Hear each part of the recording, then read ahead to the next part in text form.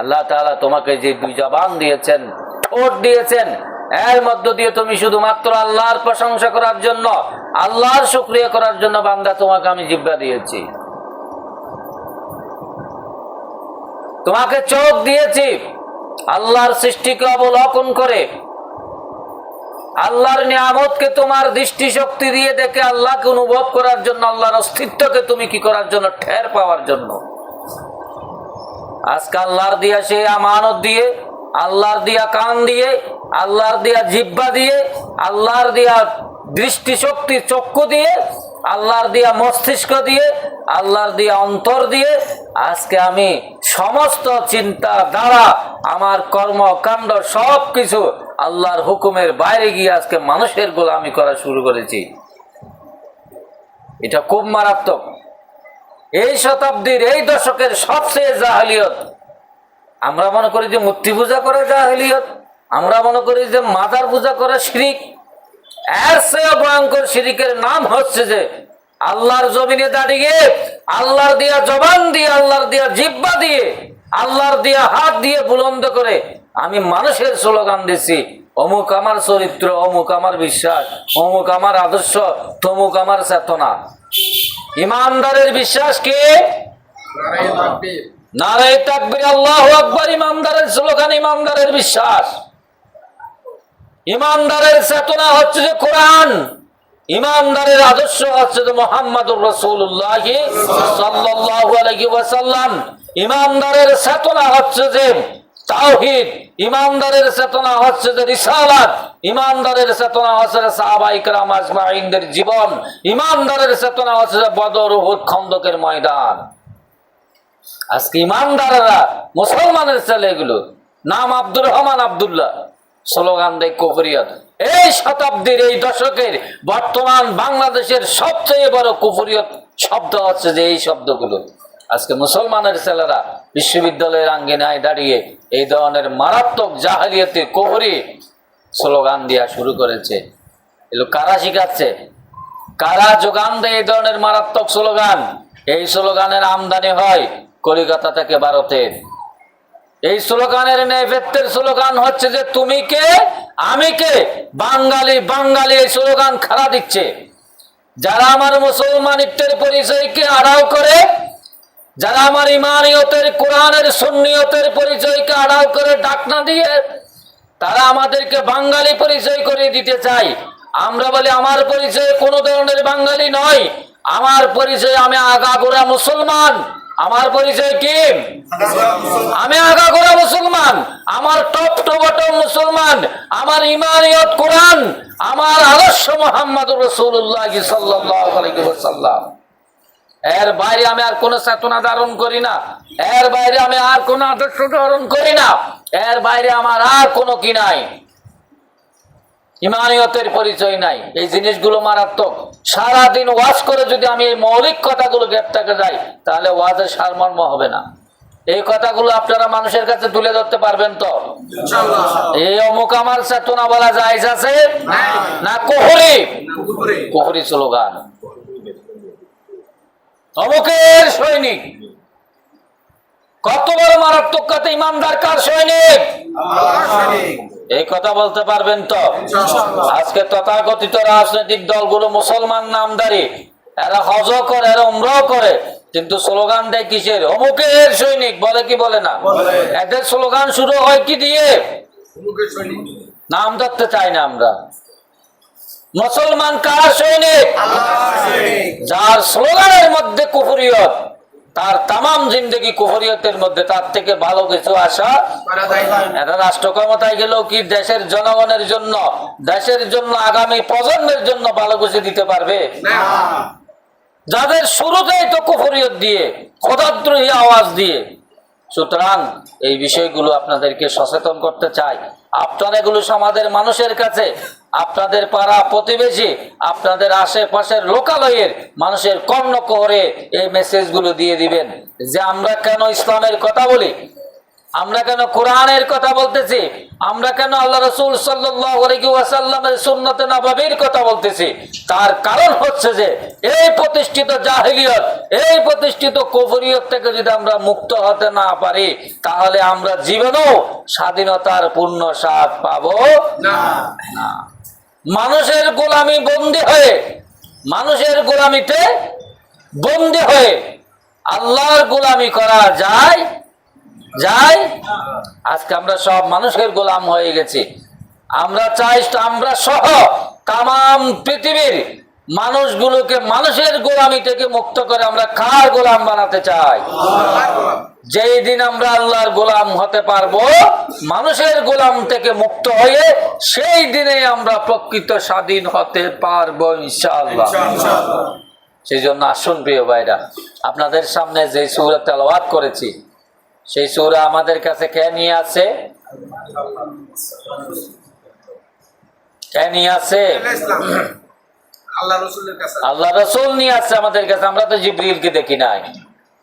আল কোরআন হুয়া মুনাজ্জালুন, আল কোরআন হুয়া মুনাজ্জালুন, কোরআন নাযিল হয়েছে মুহাম্মাদুর রাসূলুল্লাহ সাল্লাল্লাহু আলাইহি ওয়াসাল্লাম। আল কোরআন নাযিল হয়েছে কার উপরে? মুহাম্মাদুর রাসূলুল্লাহ। সেখান থেকে আল মানকুলু আনহু নাকলান মুতাওয়াতিরিন বিলা শুবহা, এরপরে ধীরে ধীরে লৌহে মাহফুজ থেকে সাইয়্যিদুনা জিবরিল আমিনের মাধ্যমে ধারাবাহিকভাবে এই কোরআন আমাদের কাছে পৌঁছে দিয়েছেন কে? মুহাম্মাদুর রাসূলুল্লাহ সাল্লাল্লাহু আলাইহি ওয়াসাল্লাম। আসুন প্রাণ ধরে আমরা সেই নবীর উপর দরুদ দিয়ে আজকের দাসের মূল কথার দিকে যেতে চাই। আমরা বলি সাল্লাল্লাহু আলাইহি ওয়াসাল্লাম। আল্লাহ তাআলা আমাদের দরুদ শরীফ রাসূলের সোনার মদিনার সবুজ গম্বুজের মধ্যে পৌঁছে দেখ বলে আমিন। স্মরণ করি সকল শুহাদায়ে কেরাম আজমাইনদের, সকল গাজীদের, সকল কোরবানি দাতা রক্তদাতা ভাইদের, অঙ্গদাতা ভাইদের, যাদের চোখের বিনিময়ে আজকে অনেকগুলো ভাই চোখের দৃষ্টিশক্তি হারিয়ে ফেলেছে। আপনারা অনেকগুলো ভিডিও দেখেন না মনে হয়, খেয়াল করেন কিনা আমি জানি না। ট্রাইব্যুনাল থেকে যখন এই জালিমদেরকে ঢুকানো হয় আর বের করা হয়, আন্তর্জাতিক অপরাধ ট্রাইব্যুনালে যে জালিমগুলো ধরা খেয়েছে এদেরকে যখন আনা নেওয়া করা হয়, তখন দেখবেন যে কিছু ভাই এই আনিস ভাই, ফলক ভাই বলে ডাকে না? খেয়াল করে দেখছেন? এগুলো হচ্ছে যে আমাদের জুলাই আহত, জুলাই গাজী ভাইরা। এদেরকে সেখানে লাইন ধরে দাঁড় করিয়ে যে তোমরা কষ্ট করেছো, তোমাদের চোখের দৃষ্টি যারা কেড়ে নিয়েছে, আজকে তাদের পরিণতি তোমরা সুচক্ষে দেখো। এদেরকে ওখানে দাঁড় করিয়ে রাখা হয় যে পরিকল্পিতভাবে। এখানে অনেক ভাইয়ের চোখ নাই, একজন আসলে এই আসতেছে আসতেছে, আরেকজন বলে যে মানে ওই জালিমরা আসতেছে, চোখ নাই দিয়ে যাতে দেখে, সে মুখস্থ ডাক দেয় এই শয়তান তোমরা দেখো আজকে আমরা এখন এখানে আসি, তোদের পরিণতি দেখো। আল্লাহ তাআলা তাদেরকে দুনিয়ার মধ্যে শাস্তি দিচ্ছে। সুবহানাল্লাহ। অনেক ভাইয়ের চোখ নাই। এই যে লিমন ভাই আমাদের একজন জুলাই গাজী, ওনার পা চলে গেছে। কি চলে গেছে? আমিরে জামাত যখন মেডিকেলে গেছেন, যখন ওনার সাথে সংলাপ করতেছিলেন, কথা বলতেছিলেন, তখন এই লিমন ভাই বুকের সবগুলো সাহস একত্রিত করে আমিরে জামাতকে বলেছেন, যদি দেশের প্রয়োজন হয়, যদি কালিমার জন্য প্রয়োজন হয়, আমি আরেকবার গিয়ে রাজপথে এই জালিমদের বিরুদ্ধে সংগ্রাম করে যুদ্ধ করে আমার আরেকটা পাও আমি কোরবান করে দিতে চাই। চিন্তা করা যায়? একটা পা চলে গেছে হাসপাতালের বেডে।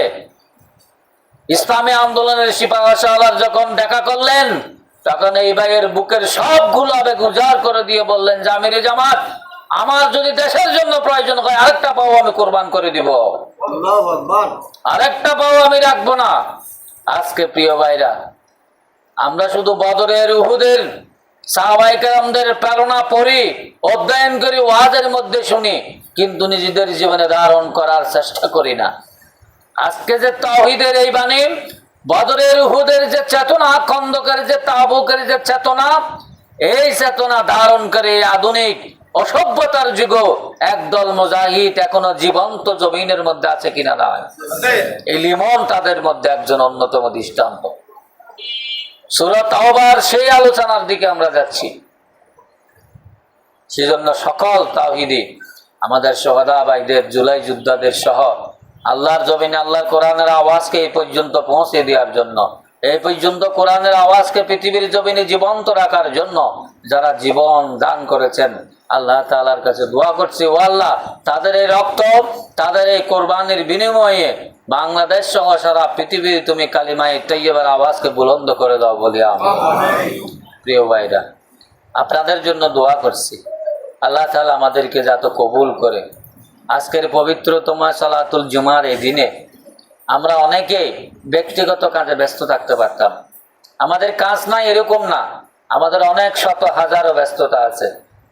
এই এলাকায় লাখ লাখ মানুষের বসবাস। সপ্তাহে একদিন বন্ধের দিনে পারিবারিক কত ব্যস্ততা, সাংসারিক কত দায়িত্ব, ব্যক্তিগত কত কাজ পড়ে আছে, সবগুলোকে পেছনে ঠেলে দিয়ে সংগঠনের দায়িত্বশীল ভাইদের ডাকে সাড়া দিয়ে আল্লাহর ঘর মসজিদে এসে পিন পতন নীরবতা নিয়ে কোরআনের এই বাণী শোনার জন্য যে আপনারা এসছেন, আপনাদের মনকে আল্লাহ তাআলা যে এই পথের জন্য ঝুঁকিয়ে দিয়েছে, আল্লাহ তাআলা এই সংগ্রামে, এই প্রোগ্রামে, এই কর্মসূচিতে, কোরআনের এই মাহফিলে আলোচনা সবাই আল্লাহ তাআলা আপনাদেরকে আসার জন্য যে কবুল করে নিয়েছেন, এটা কি ছোটখাটো ব্যাপার? অনেক বড় ব্যাপার। অসংখ্য লাখ লাখ বনি আদম থেকে আল্লাহ তাআলা কোরআনের ছায়াতলে আপনাদেরকে নিয়ে আসেন, এটা অনেক বেশি শুকরানার ব্যাপার। সেজন্য আবার বলি আলহামদুলিল্লাহ। আল্লাহ তাআলা আপনাদের এই কোরবানিকে কবুল করুক বলে আমিন। ও আল্লাহ, কাল কিয়ামতের ময়দানে যখন তোমার ছায়া ছাড়া কোনো ছায়া থাকবে না, যখন প্রচন্ড তাপ দেখে মানুষ চতুর্দিক থেকে ইয়া নাফসি বলে হাক ডাক করবে, রব্বুল আলামিন আজকের এই মসজিদের সামিয়ানার নিচে কোরআনের ছায়াতলে যে আমরা সমবেত হয়েছি, কাল কিয়ামতের সেই কঠিন মুহূর্তে আমাদেরকে আজকের এই দাসুল কোরআন, আজকের এই কোরআনের আলোচনার বদৌলতে তুমি আমাদেরকে তোমার আরশে আজিমের নিচে ছায়া দান করো বলে আমিন। এর চেয়ে বড় ছায়া আর কোন ছায়া আছে? না। শুন প্রিয় ভাইরা, আপনাদের সামনে আমি তেলাওয়াত করেছি সূরাতুল তাওবা, সূরাতুল ৬ষ্ঠ রুকু তেলাওয়াত করেছিলাম। কোরআনের আয়াত তেলাওয়াত করার সময় আপনারা মন দিয়ে শুনছেন তো? কোরআনের আয়াত শুনলে কি ভালো লাগে? ভালো লাগে? অন্তরে প্রশান্তি অনুভব হয়? হয়, সত্যি হয় তো? কত মধুর না কোরআনের আয়াত! এর থেকে সুন্দর, এর থেকে হৃদয় প্রশান্তিকারী আর কোন শব্দ, আর কোন বাক্য, আর কোন আওয়াজ আল্লাহ তাআলা জমিনের মধ্যে নাজিল করছে? আলা বিযিকিরিল্লাহি তাতমাইন্নাল কুলুব। বান্দা, তোমার অন্তরকে তুমি যদি প্রশান্তি দিয়ে ভরিয়ে দিতে চাও, তাহলে তুমি আল্লাহর কোরআনের মধ্যে ডুব দিয়ে যাও। সুবহানাল্লাহ বলবেন না? আত্মাকে যদি প্রশান্তি দিয়ে কি দিতে যাও, শান্তি দিতে ভরপুর করতে চাও, তাহলে তুমি কোথায় ডুব দাও? কোথায়? আল্লাহর জিকিরের মধ্যে। কোথায়? কোরআন তা আফজলুজ জিকির তিলাওয়াতিল কোরআন।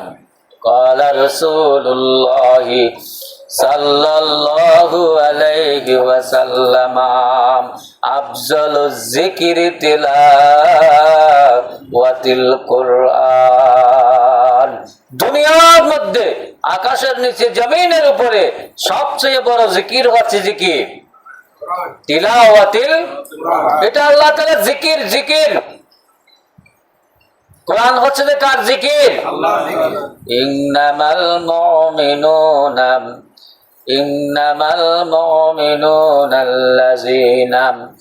ইযা যুকিরাল্লাহু ওয়াজিলাত কুলুবুহুম ওয়া ইযা তুলিয়াত আলাইহিম, যখন তাদের সামনে কোরআনের আয়াত তেলাওয়াত করা হয়, তখন তাদের অন্তর কি হয়ে যায়? জাদাতুহুম ঈমানা, তাদের ঈমান কি বেড়ে যায়? এদের ঈমান বেড়ে যায়।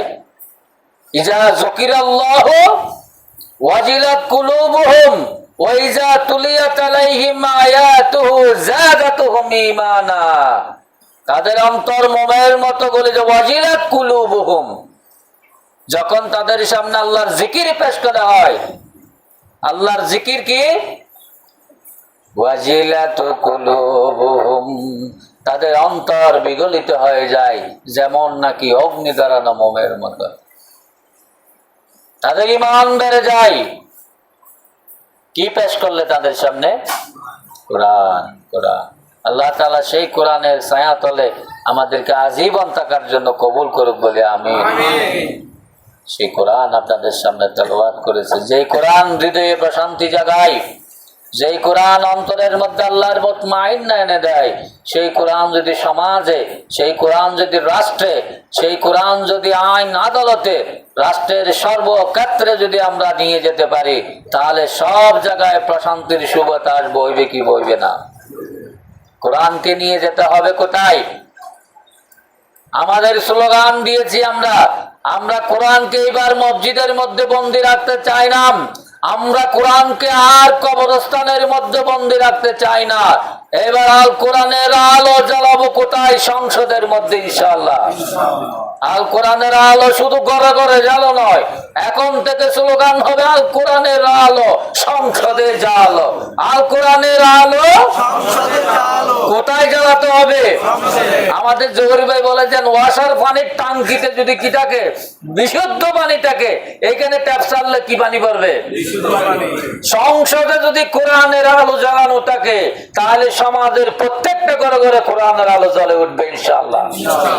এইবার আমাদের সংগ্রাম, এইবার আমাদের চেষ্টা, এইবারের আমাদের জিহাদ হবে আল কোরআনের আলো সংসদে ইনশাআল্লাহ। আল্লাহ কবুল করুক। আগামী সংসদ নির্বাচনে আমরা আমাদের সমস্ত ত্যাগ তিতিক্ষা, প্রচেষ্টা, সাধনা, আবেগ, অনুভূতি সবগুলোকে ঢেলে দিয়ে আল্লাহর জমিনে যদি এতগুলো ইমানদার একসাথে ঝাঁপিয়ে পড়ে, তাহলে কোরআনের বিজয় টাকানোর কার সাধ্য আছে? আছে? আমরা পারবো তো ইনশাআল্লাহ। সেদিকে যাচ্ছি আবার সূরাতুত তাওবা। কোন সূরা? কত রুকু তেলাওয়াত করেছি? 6ষ্ঠ রুকু। আল্লাহ তাআলা কি বলছেন? আমি ব্যাখ্যারও ভিন্নভাবে যাচ্ছি, যে আপনাদের সামনে যেভাবে দারসুল কোরআনের সিস্টেম ওইভাবে আমি যাচ্ছি না, কারণ ওইভাবে গেলে আমার যে সময় লাগবে এবং যে মূল আলোচনার দরকার সেটা আমি ম্যাচিং করতে পারবো না। সেজন্য ইয়া আইয়ুহাল্লাযীনা আমানু মালাকুম ইযা কিলা লাকুম ইনফিরু ফি সাবিলিল্লাহি সাকালতুম ইলাল আরদ।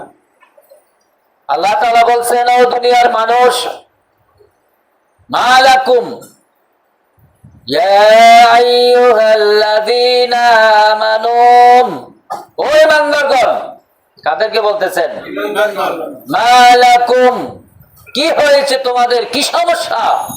আল্লাহর ভাষায় এরকম, কি সমস্যা? মালাকুম ইয়া আইয়ুহাল্লাযীনা আমানু মালাকুম ইযা কিলা লাকুম ইনফিরু ফি সাবিলিল্লাহি সাকালতুম ইলাল আরদ। কি হয়েছে তোমাদের? কি সমস্যা? যখন তোমাদেরকে বলা হয় ইযা কিলা লাহুম, তোমাদেরকে বলা হয় ইনফিরু ফি সাবিলিল্লাহ, আল্লাহর জমিনে বের হয়ে পড়ো। ইযা কিলা লাহুম, যখন তোমাদেরকে বলা হয় কি করো? ইযা কিলা লাকুম ইনফিরু, তোমরা বের হয়ে যাও আল্লাহর জমিনে। কোথায় বের হতে বলেছে? আল্লাহর জমিনে। কি হয়েছে? বের হতে হবে। কথা বুঝতে হবে, আল্লাহর জমিনে কি হয়েছে যে বের হতে হবে? আমরা বুঝতে পারি আল্লাহর জমিনে কি হয়েছে? বুঝতে পারি না। আল্লাহর জমিনে আল্লাহর হুকুম বাদ দিয়ে তাগুতের হুকুম প্রতিষ্ঠিত হয়ে আছে। আল্লাহর জমিন আল্লাহর কোরআনের বিধান বাদ দিয়ে মানুষের বানানো বিধান প্রতিষ্ঠিত হয়ে আছে। আল্লাহর জমিন আল্লাহর আইন বাদ দিয়ে জালেমের আইন প্রতিষ্ঠিত হয়ে আছে। আল্লাহর জমিন আল্লাহর হুকুম বাদ দিয়ে শয়তানের হুকুম প্রতিষ্ঠিত হয়ে আছে। এই শয়তানের হুকুমের শিকড় শুদ্ধি উৎপাদন করে সেখানে কার হুকুম প্রতিষ্ঠিত করতে হবে? এই আল্লাহর হুকুম প্রতিষ্ঠিত করার জন্য তোমাদেরকে বের হতে বলেছে। انفروا في سبيل الله ساقلتم إلى الأرض। যখন তোমাদেরকে আল্লাহর জমিনে বের হতে বলে তখন তোমরা যখন বুঝতে পারো এই পথে বের হলে তো আমার জন্য সর্বনাশা, আমার দুনিয়া শেষ, আমার সংসার শেষ, আমার চাকরি শেষ, আমার পরিবার পরিজন শেষ, আমার ব্যবসা বাণিজ্য শেষ, আমার সমাজের মান সম্মান প্রতিষ্ঠিত শক্তিমাত্রা সবকিছু শেষ, আমি কেন এই পথে বের হব? এই পথে বের হলে তো পুলিশ আসবে, এই পথে বের হলে তো জুলুমের শিকার করতে হবে, এই পথে বের হলে তো জেল জীবন বরণ করতে হবে, এই পথে বের হলে তো আমি জুলুমের শিকার হয়ে আমার দুনিয়াবি সবকিছু হারাতে হবে। না না, আমি এই পথে না, আমি এই পথে আমি নাই তো আজকে আছে। আপনাদের দ্বিমত আছে অনেকের, আপনারা সন্দেহ করতেছেন, বলা হচ্ছে যে নাই মানে আমরাই তো আছি। বাংলাদেশের 18 কোটি মানুষের মধ্যে সর্বমোট জরিপ অনুযায়ী প্রায় 13 কোটির প্লাস ভোটার। কত কোটি? স্বাধীনতার আজকে 54 বছরের ইতিহাসে এই দেশ, এই জমিন, এই দেশের সংসদ একবারও এই দেশের আলেম ওলামা, কোরআন প্রেমীরা, সুন্নাতের নববীর উপর প্রতিষ্ঠিত যারা অনুসারী আছে তারা পরিচালনা করার সুযোগ পেয়েছে? কারা পেয়েছে? কারা পেয়েছে? এই জালিমদেরকে সমর্থন দিয়ে ওখানে পাঠিয়েছে কারা? কারা পাঠিয়েছে? আল্লামা সাঈদী বলেছেন, আইন মন্ত্রী তুমি আইন পাস করে নিষিদ্ধ করার জিনিস পাও না, ধর্ম নিষিদ্ধ করো, কারণ ধর্ম নিষিদ্ধ করলেই বড় বড় কি খাওয়া যায়? বোতল খাওয়া যায়।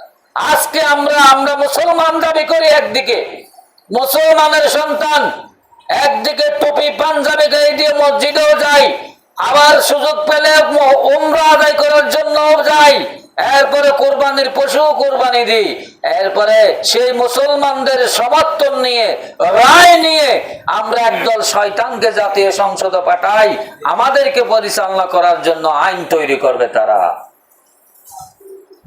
আমার কথা ঠিক না বেঠিক? এইটা সঠিক না বেঠিক? এই জালিমদেরকে, শয়তানদেরকে সংসদে পাঠিয়েছে কারা? আমরাই তো পাঠিয়েছি, ঠিক না? তাহলে মনে হয় আমাদেরকে কাল কিয়ামতের ময়দানে আল্লাহর কাছে জবাব দিয়ে করতে হবে না? আমরা 300 জনের গোলামি বরণ করে নিয়েছি, 300 জন জালিমের, শয়তানের। কাদের রায় দিয়ে? আমরা নিজেদের রায় দিয়ে। আজকে এই প্রতিষ্ঠিত জালিম শক্তি রাষ্ট্র ক্ষমতার অধীনে আসনে অধিষ্ঠিত হয়ে তারা কোরআনের পক্ষে আইন তৈরি করে না, কোরআনের বিপক্ষে। ইসলামের পক্ষে আওয়াজ দেয় না, ইসলামের বিপক্ষে আওয়াজ দেয়। আজকে একদল তথাকথিত বদমাইশ গতকালকে এই কথা বলেছে যে জামাত ইসলামী এই দেশের মসজিদকে ব্যবহার করে, মসজিদগুলোকে অপবিত্র করে তারা রাজনৈতিক স্বার্থ চরিতার্থ করতেছে, তারা রাজনীতি করতেছে। আমি তাদেরকে বলতে চাই, তোমরা জানো না ইসলামের ইতিহাস? ইসলামের রাজনীতির জন্ম হয়েছে মসজিদ নববীর মিম্বর থেকে। ইসলামের রাষ্ট্র ব্যবস্থা পরিচালনার সূতিকা দাঁড়া করছে যে মসজিদে নববীর মেহরাব। মেহরাব শব্দের অর্থ তারা জানে না। মেহরাব শব্দের অর্থ হচ্ছে যে অস্ত্র কারাগার। মেহরাব শব্দের অর্থ কি? অস্ত্রাগার, যেখানে অস্ত্র রাখা হয়। মসজিদেই তো যুদ্ধশালা, পৃথিবীর যত জালিমের আবির্ভাব পাবে সব জালিমদেরকে, শয়তানদেরকে, তাগুতদেরকে মোকাবেলা করার জন্য মসজিদ হবে তার সেন্টার। আজকে বলো মসজিদে রাজনীতি করে, জামাত ইসলামী মসজিদ তো অপবিত্র করে। আল্লাহর জমিনে সকল শয়তানকে তাড়ানোর জন্য মসজিদ থেকে একটু ইসলামী রাজনীতির চর্চার উৎপত্তি হয়েছিল মসজিদ নববী মদিনায়। ইতিহাস জানতে হবে। আজকে মানুষকে ধোঁকা দেয়, আজকে মানুষকে কত সুন্দর বলে দিয়ে বুঝিয়ে দিচ্ছে যে জামাত ইসলামী ধর্মের নামে রাজনীতি করে। মসজিদে মসজিদে দাঁড়িয়ে আল্লাহর ঘর মসজিদ গুলোকে তারা কি করে ফেলেছে, অপবিত্র করে ফেলেছে। মসজিদে কোনো রাজনীতি নাই। আলমিয়া তুমি জানো না, সারা পবিত্র জমিনকে পবিত্র করার জন্য মসজিদ থেকে রাজনীতির সূচনা হতে হবে। তুমি জানো না, তারা বলে যে মসজিদ আল্লাহর ইবাদতের ঘর। মসজিদ কার ঘর? কার ঘর? আল্লাহর শুধু ইবাদত করবে সেখানে, আর কিছু হতে পারে না। তারা কি জানে? তারা ইবাদত মনে করেছে শুধু কতগুলো রুকু সিজদা বিশিষ্ট নামাজকে, তাসবিহ তাহলিলকে। ইসলামী রাজনীতি করা সকল ইবাদতের শ্রেষ্ঠ ইবাদত। কোন ইবাদতের কথা আমাদেরকে শিখায়? তারা কি ইবাদত কি জিনিস জানে? ইবাদত কি জিনিস তারা বুঝে? কিসের ইবাদত শিখায়? সে মনে করেছে উমরা করা গুমরাহ ইবাদত। সে মনে করে যে স্বামী মুসলমানের মতো ডেলি 70 রাখা তাহাজ্জুদ করা ইবাদত। ইসলামী রাজনীতি করা, তুমি মসজিদের মধ্যে 200 রাকাত সালাত ও তাসবিহ তাহাজ্জুদ নামাজ পড়াচ্ছে, জালেমের সামনে গিয়ে রাজপথে একবার নারে তাকবীরের স্লোগান দিয়ে অনেক বড় সর্ব ইবাদত, শ্রেষ্ঠ ইবাদত। কি মনে করো তুমি ইবাদত মানে বুঝে গেছো? তাসবিহ তাহলিল তুমি ইবাদত মানে বুঝে গেছো? সুবহানাল্লাহ, আলহামদুলিল্লাহ জিকির। সমস্ত জমিন জালিমদেরকে ছেড়ে দিয়ে তুমি মসজিদে আশ্রয় নিয়ে তাসবিহ তাহলিল নিয়ে মনে করে যে তুমি বহুত বড় বুজুর্গ, আল্লাহর কামিল বান্দা হয়ে গেছো। এই বাতপারি আল্লাহর কাছে গ্রহণযোগ্য হবে না। আল্লাহ তাআলা বলছেন, ইয়া আইয়ুহাল্লাযীনা আমানু মা লাকুম ইযা কিলা লাকুম ইনফিরু ফি সাবিলিল্লাহি সাকালতুম ইলাল আরদ। যখন তোমাদেরকে আল্লাহর রাস্তায় বের হওয়ার জন্য ডাক দেওয়া হয়, তখন তোমরা দুনিয়াবি ক্ষয়ক্ষতির মুখোমুখি হবে এই ভয় পেয়ে, জালিমের রোষা হলে পড়বে এই ভয় পেয়ে, পারিবারিক ভাবে তুমি ক্ষতিগ্রস্ত হবে এই ভয় পেয়ে, তোমার অন্তর কেঁপে ওঠে, তোমার হাঁটু কাঁপা শুরু করে, তুমি জমিনকে আঁকড়িয়ে ধরতে চাও, তোমার পা সম্মুখ মানে সামনের দিকে আগায় না। কখন? যখন তোমাকে আল্লাহর জমিনে বের হতে হয়। আল্লাহর জমিনে কেন বের হতে হবে বলছি না? ইসাকালতুম মিনাল আরদ, তুমি মনে করেছে এই পথে যখন আমি হাঁটব, এই জমিনের মধ্যে কোরআনের পথে যখন আমি বের হব, তখন আমার উপর জুলুম নির্যাতনে বৃষ্টি পতিত হবে, আমি সামাজিকভাবে প্রতিবন্ধী হয়ে যাব, আমার ব্যবসা বাণিজ্যের ক্ষতি হবে, আমার মান ইজ্জতের মধ্যে সমাজে প্রতিষ্ঠিত যেটা আছে সেটা নষ্ট হয়ে যাবে, আমার অর্থনৈতিক ব্যবসা বাণিজ্য নষ্ট হয়ে যাবে। এই চিন্তাগুলো করে তোমার পার সামনের দিকে আগায়, খামছে ধরে। শয়তান তোমাকে কুমন্ত্রণা দেয়, শয়তান তোমাকে বলে এইগুলোর নাম ইসলাম নয়, এগুলোর নাম ধর্ম ব্যবসা। এগুলোর নাম কি? এগুলোর নাম ধর্ম ব্যবসা। ধর্ম ব্যবসা কারা করে? আর যারা ধর্ম ব্যবসার শিকড় সিদ্ধ উৎখাত করে আল্লাহর ব্যবসা এখানে প্রতিষ্ঠিত করতে চায় তাদেরকে বলে ধর্ম ব্যবসায়ী। আজকে চোরের বড় গলা। কার বড় গলা? একটা ছোট কাহিনী বলে শেষ করছি। আজকে জামাত ইসলামীকে ধর্ম ব্যবসায়ী বলে যারা নাস্তিক মুরতাদ জাতীয়তাবাদী গোষ্ঠী, তারা উদাহরণটা হচ্ছে যে এরকম, এক মসজিদে চোর ঢুকছে রাত্রে। কি ঢুকছে? চোর। এখন চোরের হাতে তো অস্ত্র আছে, বিশাল বটি দা একটা আছে। মসজিদের, গ্রামের মসজিদ তো ইমাম সাহেব বুড়ো মানুষ, গ্রামের মসজিদে বেশিরভাগ মুয়াজ্জিন থাকে আজান দেওয়ার জন্য, সকালে এগুলো বুড়ো মানুষ থাকে, মুরব্বী মানুষ। এখানে তো মুয়াজ্জিনের টাকা পয়সা নাই। শীতকাল, বেচারা কম্বল টম্বল মরু দিয়ে ঘুমাইছে, দেখি তো খট করে রাতের 3টা বাজে দরজা করে দেখছে যে চোর ঢুকছে। বেচারা দেখার যে এক সুটাম দেখের খালো দেখের বডিওয়ালা সোর, এই বেটার সাথে তো তাড়াইতে গেলে কপকাইতে হইবে, ঠিক না? আর বেতাইলে ইমাম সাহেব মুয়াজ্জিন সাহেব জীবিত আছে, যে চেতন আছে, এই কথা বুঝতে পারলো যে সোর বেটা কি চালাইতে পারে, হামলা আক্রমণ চালাইতে পারে না। চোর ঢুকছে এই দৃশ্য দেখে বুড়ো মুয়াজ্জিন সাহেব ভয়ে জবুতব হয়ে কম্বলটা শক্ত করে জড়িয়ে ধরে, বুড়ো মানুষ তো বয়সের পরে তার খাসি চলে আসছে। কি চলে আসছে? কাজটা কাছে যখন তার টুটু চলে আসছে, সে যখন জানালা দিয়ে থু করে কি ফেলতে গেছে, কি ফেলতে গেছে, আর ওই বেড়া এই সুযোগে মসজিদের গড়ি আর মাইকের ব্যাটারে নিয়ে কি হয়ে যাচ্ছে, সোরা নিয়ে চলে যাচ্ছে। যখন চলে যাওয়ার সময় সে দৃশ্য দেখলো যে মসজিদের বুড়ো মুয়াজ্জিন সাহেব কাশিতে তার তুতো ফেলছে মসজিদের কোন পাশ দিয়ে, পশ্চিম পাশ দিয়ে, কোন পাশ দিয়ে। তখন সুরাইয়ে বলে যে এরকম বেয়াদব বেআমল মুয়াজ্জিন কেমনে মসজিদে রাখে, মসজিদের কোন দিক দিয়ে তুতু ফেলবে এটাও জানো না, পশ্চিম দিয়ে তুতু ফেলছে। নাউজুবিল্লাহ। দেখছেন নি কারবার? কে বলে যে এই কথা? কে বলে? সুরাইয়ে। অথচ সে কি নিয়ে যাচ্ছে মসজিদে? মাইক ব্যাটারি করে শুদ্ধ করে নিয়ে যাচ্ছে, সেটা অপরাধ নয়। আর ওই মুয়াজ্জিন বলবে না, তার বয়ে কাঁসা চলে যাচ্ছে যে তুতু ফেলতে গেছে, তার কাছে সেটা বড় অপরাধ। আজকে ধর্মের নামে রাজনীতির কথা বলে এই দেশের মানুষকে কত বড় ধোঁকা দিচ্ছে তারা দেখেন।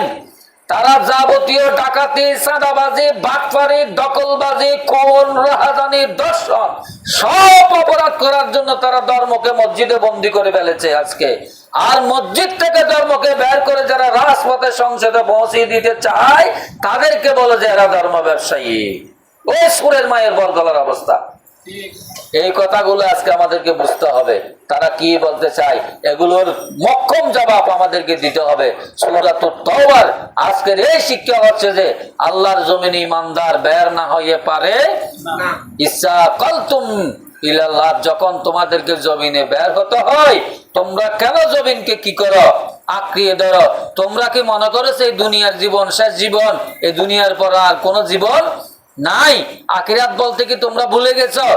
আরাদিতুম বিল হায়াতিদ দুনিয়া মিনাল আখিরাম ফামা মাতাউল হায়াতিদ দুনিয়া ফিল আখিরাতি ইল্লা কালিল। তোমাদের দুনিয়ার জীবন দেয়া হয়েছে সামান্য পরীক্ষার জন্য, কয়টা দিন। সুতরাং তোমরা এই দুনিয়ার জীবন পেয়ে তোমরা ভুলে যেও না তোমাদের অনন্তকাল আখিরাতের এই জমিনের মধ্যে তোমরা আল্লাহর দিন, আল্লাহর কালিমাকে বুলন্দ করার জন্য বের হওয়ার জন্য তোমাদের মনকে প্রস্তুত করো। তোমরা প্রস্তুতি নাও, সাহস হিম্মত যোগাও। দুনিয়াবীর ক্ষয়ক্ষতির মুখোমুখি হবে এই ভয় অন্তর থেকে তাড়িয়ে দাও। এর বিনিময়ে তোমাদেরকে আমি এমন আখিরাতে জীবন দিব যে জীবন কখনো কি হবে না, শেষ হবে না। আল্লাহ তাআলা আমাদেরকে দ্বীনের এই বিষয়গুলোর উপর ইস্তেকামত থাকার তৌফিক দান করুন বলে আমিন। আজামা ইনদি ওয়াল ইলমু ইনদাল্লাহ আলাইহি তাওয়াক্কালতু ইলাইহি উনীব। আসসালামু আলাইকুম ওয়া রাহমাতুল্লাহি ওয়া বারাকাতুহু।